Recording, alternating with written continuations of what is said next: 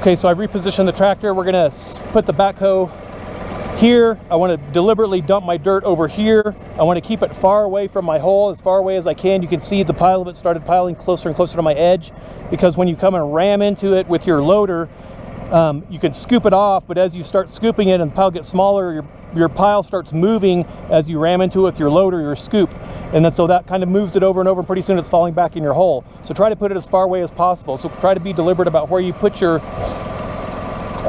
where you park your backhoe and where you dump your dirt. So let's say you're digging a trench in front of you. You want to pile it somewhere where you can come back later and push it in with your loader. If you're burying a pipe or wiring or whatever, you want to kind of plan where you have your dirt so it's easy later, so you're not making more work for yourself later.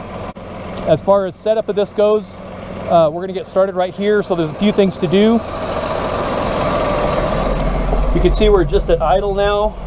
Okay, and where do you set your RPM? I've kind of settled around 2,000 RPM, not because of the number, but because that's where I feel the smoothest with my controls. I'm not super jerky. The controls are running fast enough that that's about what I need for my brain to respond.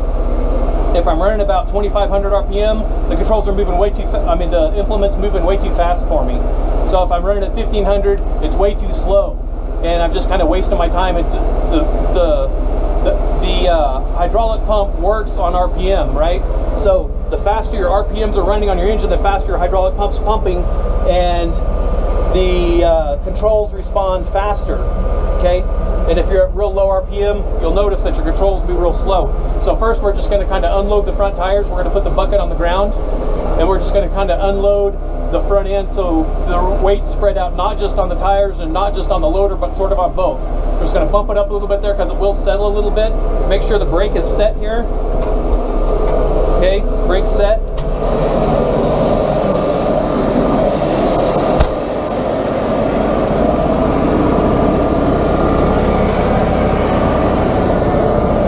Okay, stabilizing feet are important, and here's why. I'm just going to show you. When you have so much weight out here and you move the controls, let's just move the boom this way. See how everything kind of does that? We'll move it the other way. See how jerky that is? So that's what these stabilizing feet do. They help to stabilize the... And I don't put them down very far, just enough to kind of unload the tires. You can raise the tires up off the ground, of course, but that's just enough to keep to stabilize. Now when we move the boom, it's not jerking anything around. Okay.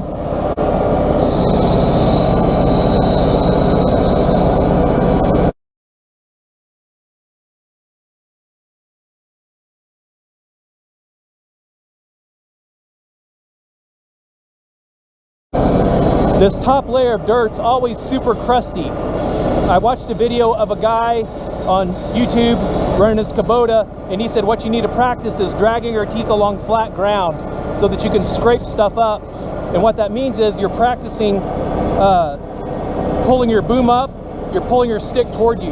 Boom up, stick toward you. Boom up, stick toward you, kind of like that, to try to scrape it along flat ground. And once you can do that, and why that's important is because of this hard stuff. You can't just ram your teeth into it and dig it. Watch what happens. I'm just going to drop my teeth right here and try to dig. Nothing happens. I can curl. It's pulling my tractor that way. It can't dig because the ground is so hard. See how hard it is? So what you have to do is break it up with your teeth. You drop the teeth into it and you start scraping it. Scraping toward you like that. Now where this becomes real important is you want to do this where you're digging a ditch. If you just dig down and start pulling dirt up from real deep, it's going to break the sides out, and then you're going to have this, instead of this nice wide 18-inch ditch or however wide your bucket is, you're going to have this ditch that's 24 inches wide. It's going to take more dirt to fill and more work to fill. So the idea is to scrape along the top of the dirt first.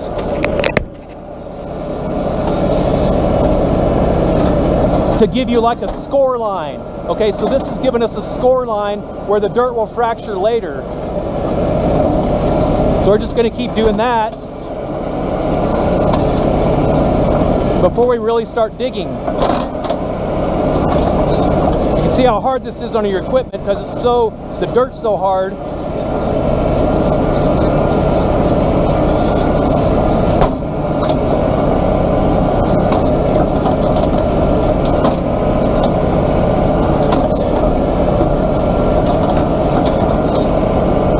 some places you'll have to do this a ways to get down to softer dirt that you can actually dig.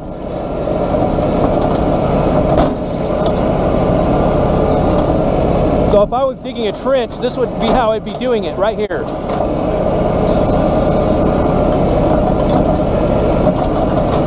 And you can see how jerky and uncoordinated I am because I'm not very good at this. I'm probably putting too much input into my controls too quickly. So we're going to scoop that little bit right there, go dump it over here. It's not very much.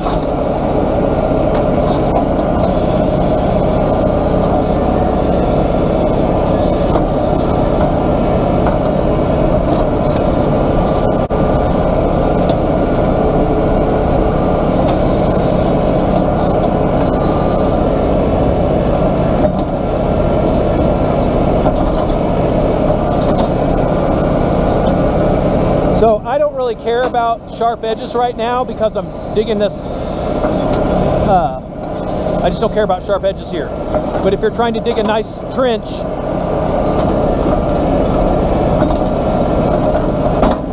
now I've got about 12 inches or so of super hard stuff, 8 to 12 inches I bet.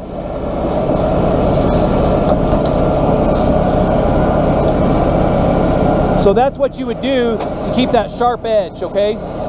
And you may be working in tight quarters where you want to keep that sharp edge, where you don't want all the dirt all around it fracturing. Now I'm going to show you what happens when you dig down. Watch right here, what happens when you dig down. So we're going to try to dig down as hard as we can here. And I'm going to continue to try to push down. See how it's breaking up the edge right there? Now that edge is fractured. And that's a small fracture right now. But the more I keep doing this, the more that's going to fracture out.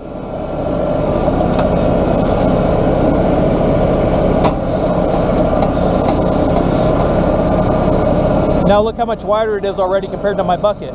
Now that may not matter in some situations, but in other situations that might matter. Because that hard layer that's right up to your edge, when you dig real deep and pull up with your bucket, it's just going to bust that edge up away.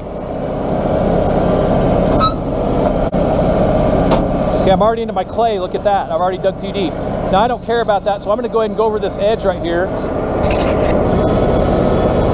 But you can see how hard it is right here, how hard it is to dig up. It's stopping my controls. I can't do anything. The won't curl, the stick won't come back, and the boom won't come back. So I've got to lighten it a little bit where it's broken up and then try to get it. Just try to get it broken so that I can lift it up. Right there, controls are dead. Oh, it broke through. Barely.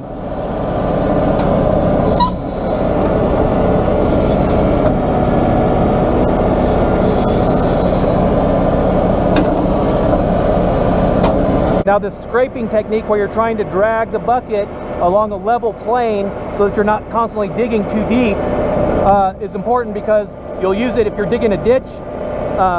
Let's say you want to dig a ditch 3 feet down because that's how deep your code requires you to bury your cable or your water or whatever. Then you need to dig that 3 feet. If you're digging at 3.5 and 4, then your cable or your pipe's laying in all this crooked stuff, and you have a lot more to amend later. You have a lot more dirt to shovel in, or sometimes you're too shallow and then you got to take it out. So you're making more work for yourself later by not practicing this technique. Also, like here on my clay layer, I don't want to dig out too much of my clay because I want that later. I want to have that in a different pile. I don't want it all here in the refuse dirt. Okay? If you're trying to, if you're doing this as a job, obviously you want to have a nice smooth bottom, because if you have it 4 feet in some places, 3 feet in other places, and then your contractor comes back and pours sand in it, it's going to take more sand or whatever he's using to protect his pipe or his cable, right? So that's going to take more than his yardage that he ordered. So they need it to be 3 feet on the bottom. That's what it needs to be. So it's good technique to practice, and I'm just trying not to dig through my clay layer here. I'm not very good at it, but I'm getting better the more I practice. So again, to do this drag technique where you're trying to keep your bucket scraping across a flat surface, a horizontal surface, a little bit of boom back, right? Because you're raising the boom, and then you got to pull your stick back. But watch what happens when I pull my stick back, it goes down, okay? So that's why you got to keep adding some boom pull your boom back toward you, and then pull your stick toward you. A little bit each time. Boom back, stick back, boom back, stick back. And you can see I overdo it with the boom all the time because I'm a little too aggressive with my maneuvers. Now, I'm going super slow here so you can kind of see what I'm trying to do. I'm not fast already. I mean, I'm not fast to begin with, but the more you do this, the faster you get.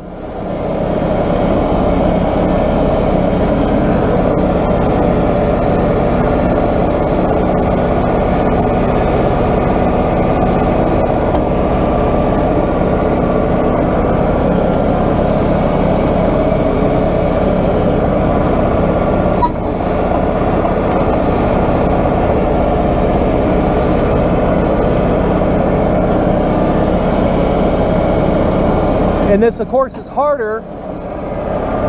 This dragging technique where you're trying to drag horizontally is harder the further you are away from you and the closer you get. It seems to be pretty easy right in the middle. You can see over there where I did pretty good. It's still a little wavy, and it's not perfect by any means, but some of these areas way out here I couldn't reach well with the backhoe because it's maxed out at its reach.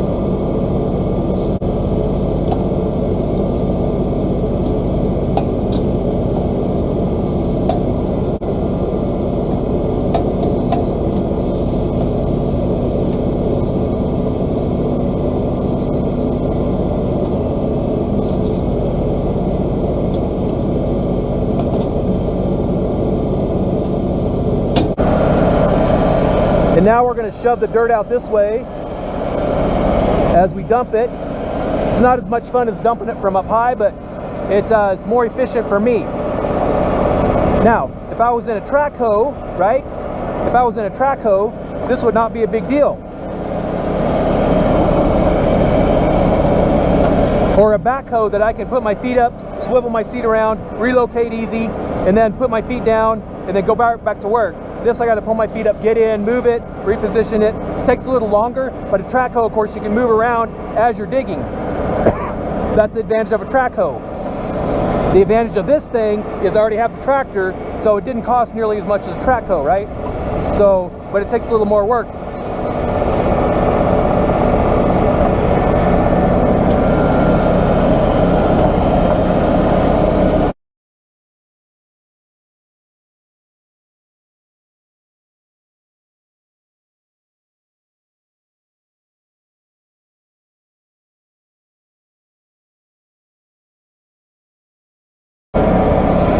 All right, now let's see if we can drag this back. We're going to kind of drag along this edge here. See how close we can get to our, we're going to have to dig a scoop right here, move it over.